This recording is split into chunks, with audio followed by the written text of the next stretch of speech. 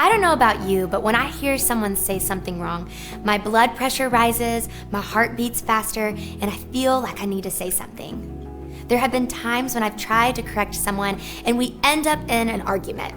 And then there have been times where I've just let it go. But how should we approach other people who say things we disagree with? In his letter to the Ephesians, Paul described spiritual maturity in the church. These are people who make every effort to keep the unity of the Spirit through the bond of peace, and people who speak truth and love. In other words, people who are spiritually mature don't just pursue correct doctrine, but they go the extra mile to make sure that they communicate their ideas with extreme sensitivity to creating unity, pursuing peace, and spreading love. Knowing the truth is important, but how you communicate that truth is equally important. Many people have used Ephesians 4:15 to justify speaking what they call the truth, but it seems rare for someone to satisfy the whole verse by speaking in love. 1 Corinthians 13 says, love is patient, kind, not proud.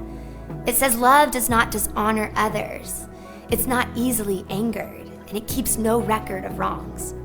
So if you think you understand an idea about God and the Bible that someone else sees differently, you have permission to talk to them about it.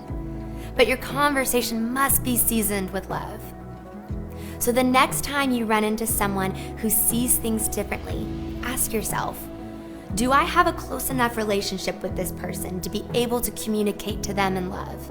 And as you begin to explain your point of view, ask yourself another question.